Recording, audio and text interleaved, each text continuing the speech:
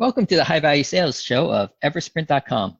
I'm Malcolm Louie, the managing member of Eversprint, and today we're speaking with Gayatri Sirure and Lynsey DeLozier, executive team members at Verveba Telecom, a provider of telecom engineering services. Welcome to the show, Gayatri and Lynsey. Hi, thank you for having us. Thank you for having us. The two of you helped grow your company's revenue from $14.4 million in 2014 to $47.5 million in 2017, a 231% increase.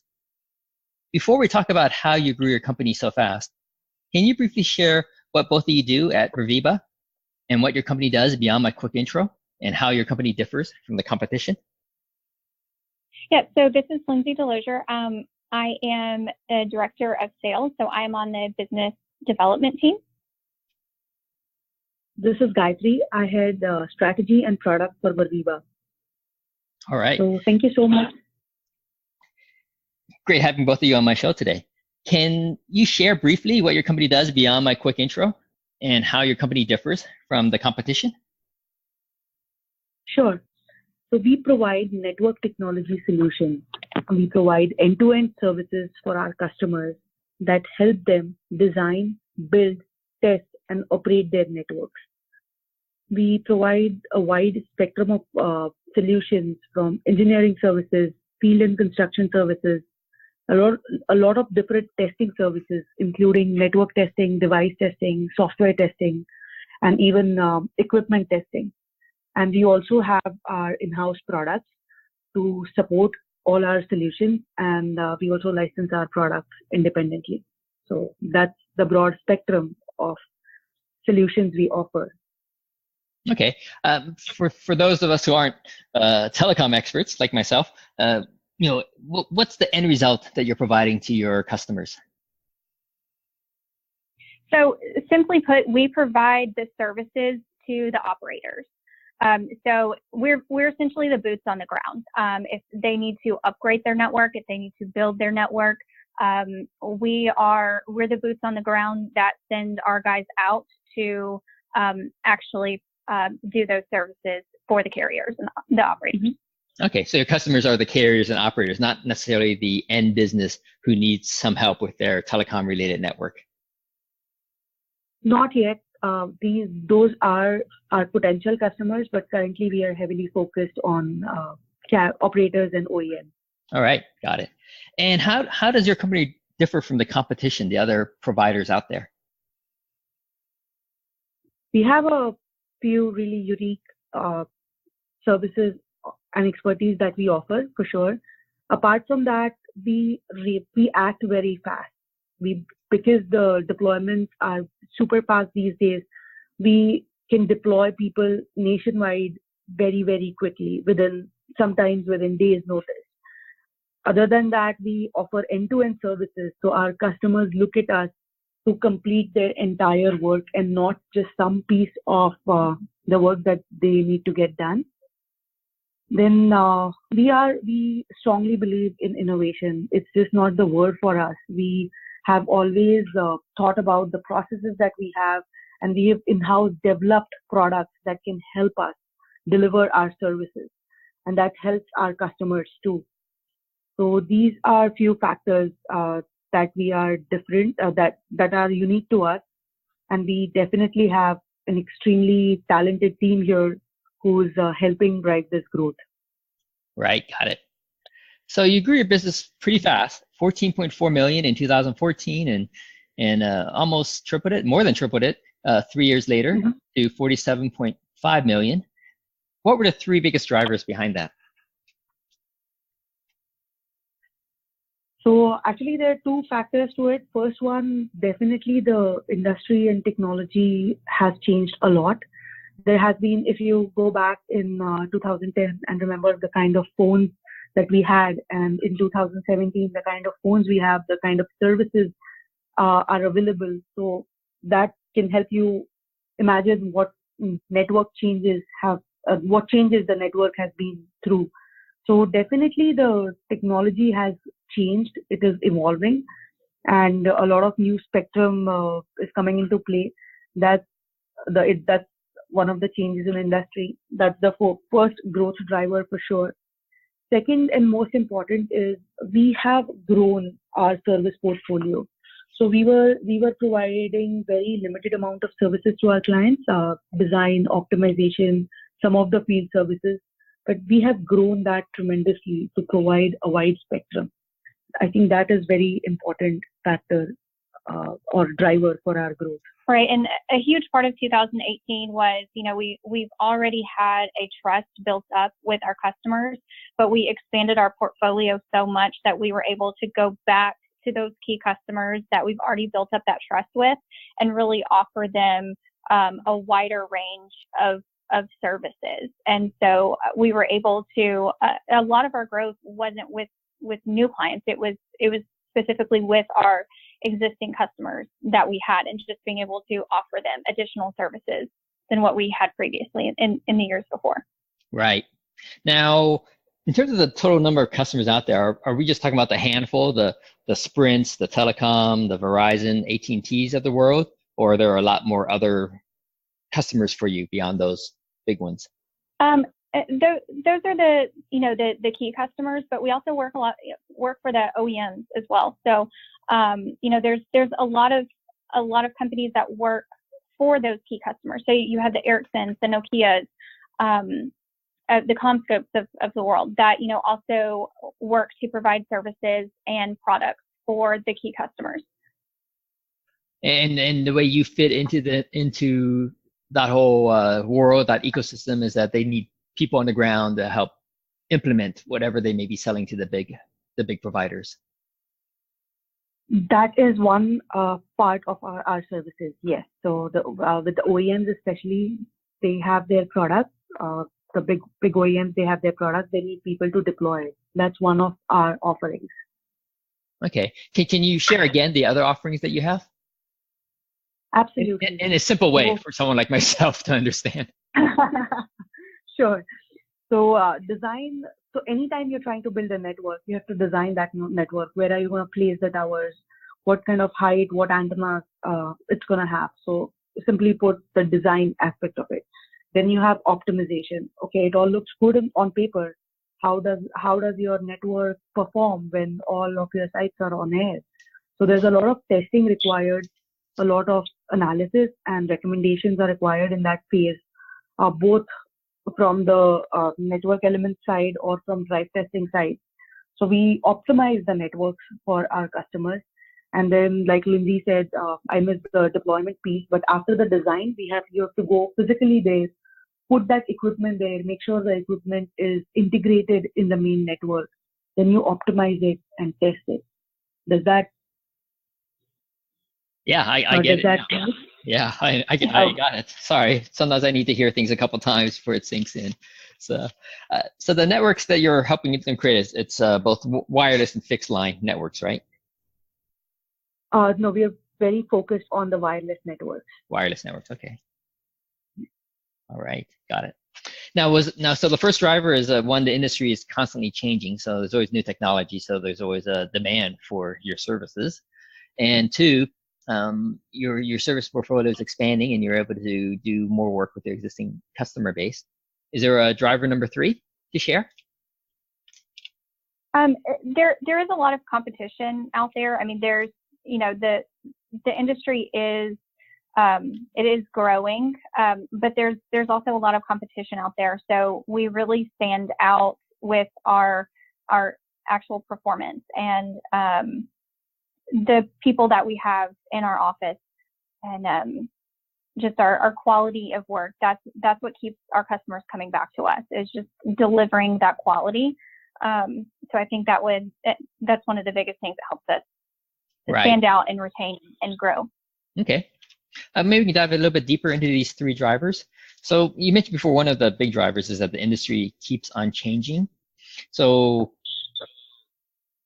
as new standards come out and as your big customers are upgrading their networks, you're able to participate in that for the most part. Is that the correct take on that driver? Yes, that is correct. Okay, great. And from a trends perspective, what are you seeing as the latest trends in the changes in and that are happening in the industry? Is it just simply from 4G to 5G? Is that those sort of changes, or is there something else going on as well?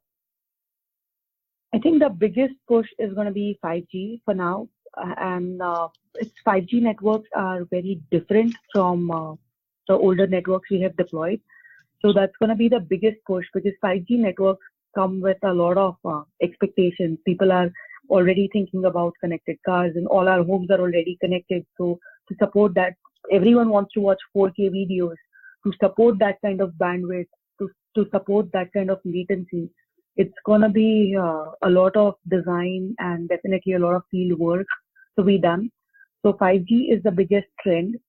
Apart from that, we are also expanding into IoT space, because a lot of these activities will need different IoT products and platforms. So I think 5G, IoT are the biggest trends. And to support all this now, all the networks are getting more software defined, and it's we're trying to implement some AI and machine learning algorithms into this network operation. So I think still, but the push is still because of 5G. Right. Now, on the IoT space, do they use the exact same network as I might be using on my cell phone, or is it like a somewhat different piece of the network that's totally different from what a end consumer would typically use a 5G network for on their smartphone? So it's the network infrastructure is still the same. So for example, let's take an example of the big four, like AT&T's and Verizon. In case you have their IoT SIM card or your regular SIM card, it's going through the same infrastructure, although there are different channels that are defined for each service depending upon how important it is. So for example, let's say once the connected car scenarios are deployed, that will take higher priority and higher quality of service over the video streaming. And the network is going to be sliced very differently. I don't get into a lot of technical details, but the infrastructure is going to be the same, to answer the question. Right. And on the second one about growing your service portfolio, can you give some examples of how you grew the service portfolio over the past few years? Sure. So Verveba Telecom was founded in 2010. So we have a very nice journey so far. So when we started, we were doing a lot of field services, for a lot of testing services on field, design and optimization. So we were focusing only on design, optimization, and testing. In 2013, we started developing our own products, because in those years, we realized that there is a need for new testing solutions in the industry. So we started building our own products in 2013. 2015, it was a very nice time to launch our construction services, because now our customers were looking at us for providing the testing solutions, actual network testing and design, but we were missing the construction piece. So we added that. And we also added a new big data group to the organization, who was very focused on data analysis and creating algorithms for our customers. And then the last milestone that is on here is 2017, where we added the remote integration services unit. So if you can see the growth, we started with one vertical, and as and when we saw that there is a scope to expand, we kept adding more divisions and business units into the organization. That's how we've grown. Right. You mentioned big data. Can you talk a little bit more about that?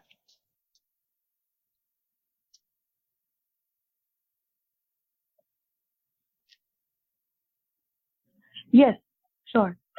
So in 2015, when we started this group, the key objective at that point was understanding how the network is performing based on the data. So that was the first use case that we started with. I can't share more details on the algorithms in specifics, but we are helping our customers to understand the network data better, and then work on some applications of those algorithms. So in layman's term, let's say I have data from all my 60,000 towers from different network elements. that will give me a lot of insight on how my network is performing, what is my end user perception of the network, and what is the quality of service I'm actually providing. So we are looking at the data to understand the network performance. Right. Do you go so fine as to even looking at the applications that are generating that data, whether it be video or Internet of Things and all those different ways of slicing up the data? No, we're more focused on the network elements with that offering, not really looking at the customer data and their applications and usage data. Right. Okay. So Lynsey, as the company started adding new services, how did you and your team go about letting your customers know about them and getting them on board to engage your firm with buying those services? So every big company obviously has different departments. So if I'm working with one client in a certain area on a specific service, that same person may not be working in the area that we're expanding into, but we do already have an overall relationship with the company as a whole. So a lot of it in that aspect is just word of mouth between peers of our customers. You know, they can point us into a direction of, okay, now that we're doing this specific service, they'll point us into a direction of, hey, my peer over here would, be in the area that you're looking at. I'll make that introduction. And so they'll go to their peer and be like, hey, we've worked with Verveba for 3 to 4 years. They have good quality. We trust their work. Now they're doing this particular service. And so they'll kind of help us out and really lead us in that direction to introduce us to different people within their companies.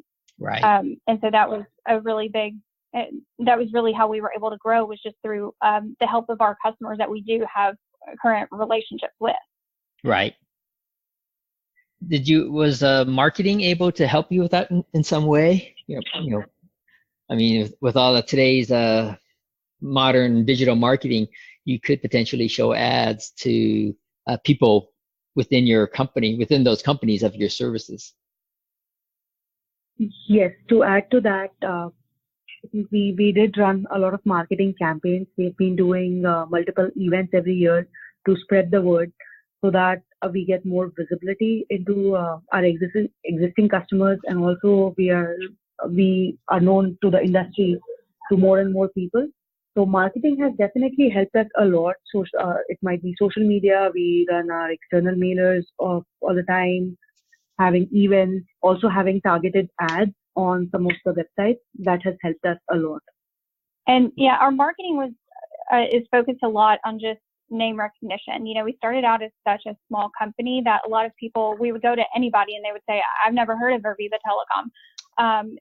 So if by putting our name out there to where now we're going to companies and they're saying, yeah, I've heard of you guys. And now they may not really be sure exactly what we do, but the name is out there.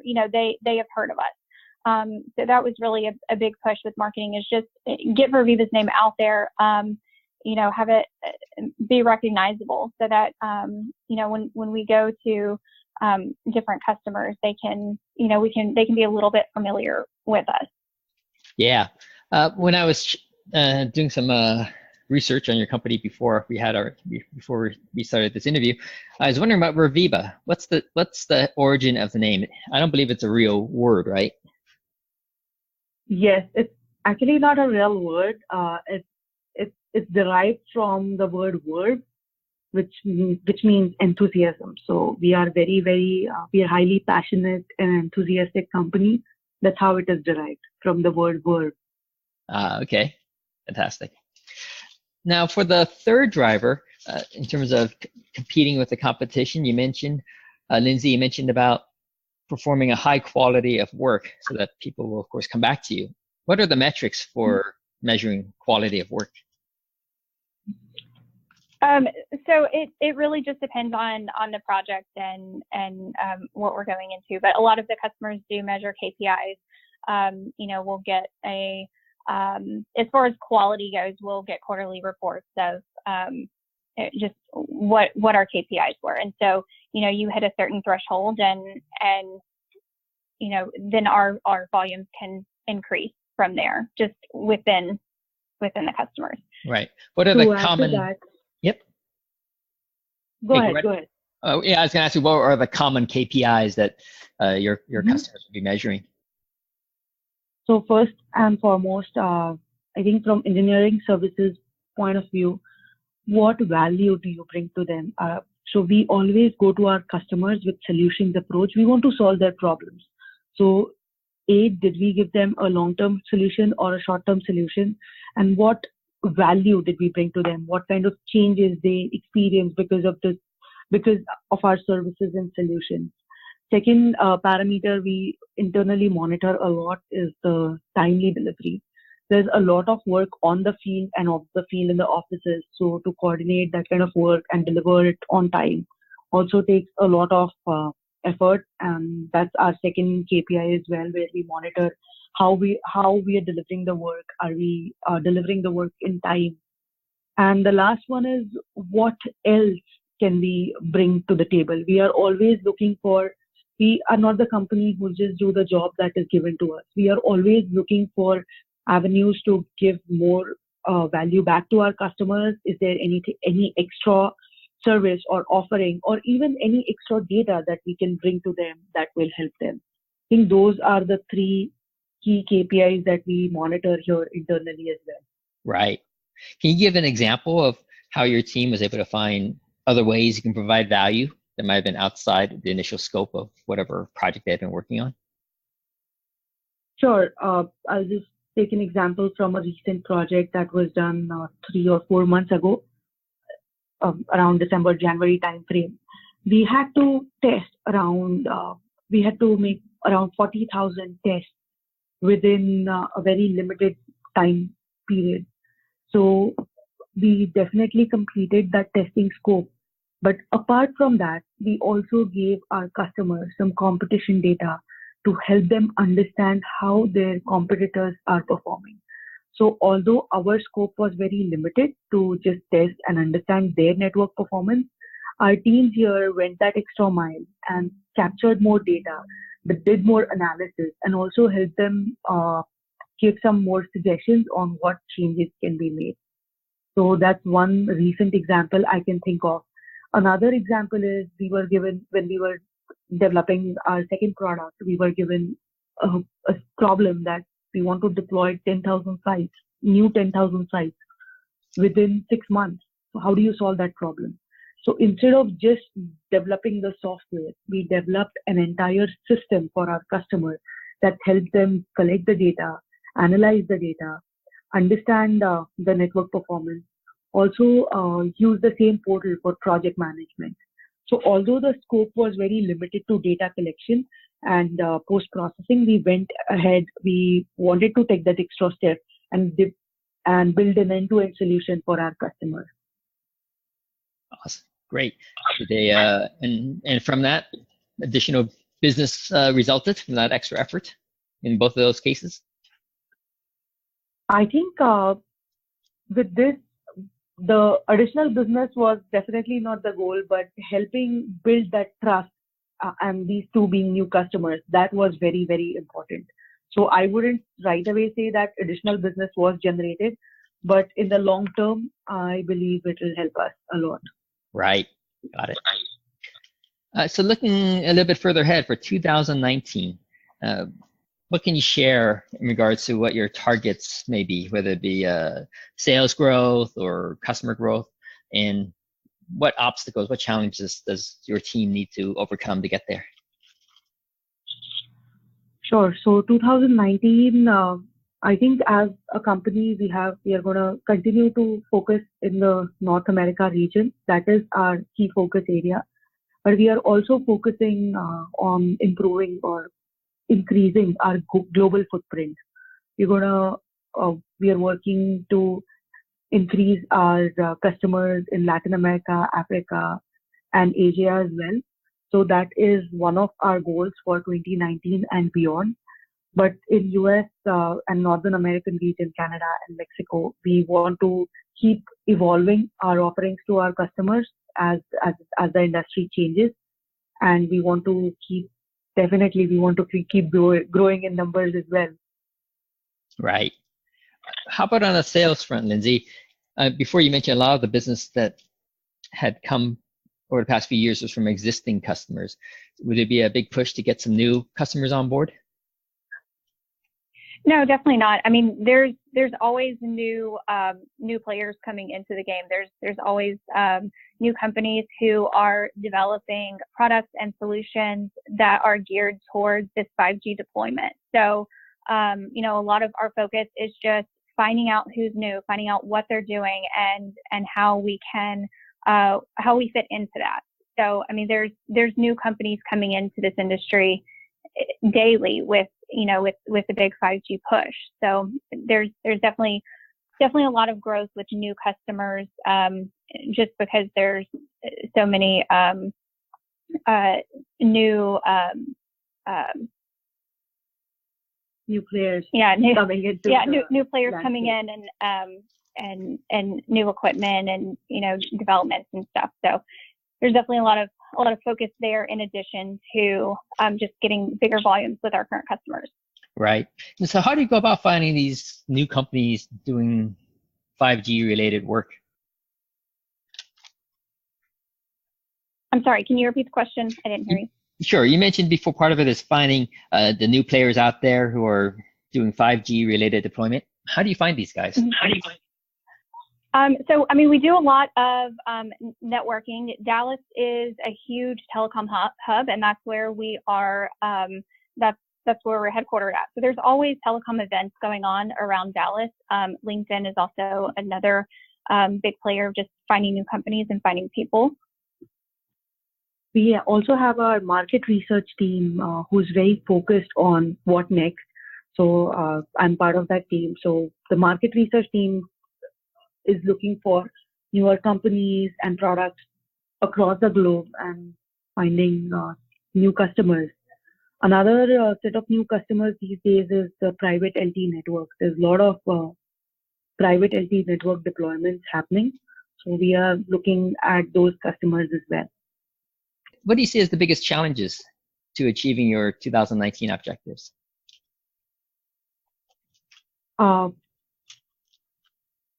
I think a couple of challenges. First one is with all these new technologies, there's a new competency needed as well. But our company we have been proactive, and we've been developing those skills internally and getting new people on board with those kind of skills that are needed for newer technologies. Okay. So that is one of the challenges I can think of. How about on the sales and marketing side? What sort of challenges do you see to continue to grow your business? I think on the sales side, it's, as we're going into this huge 5G deployment, it's kind of expanding on what Gayatri said.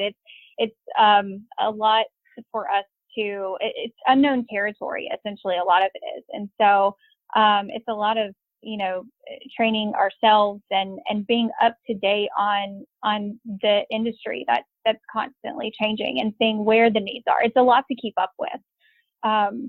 So it's always a challenge, kind of being in front of knowing the direction that the industry is going, and the deployments that are happening, and just trying to stay ahead of it and be in the know and be knowledgeable in all of those areas. Right. How about in terms of getting the word out about what Verveba does to people who don't know you, of course, and being able to engage them? Are there some challenges there that are pressing?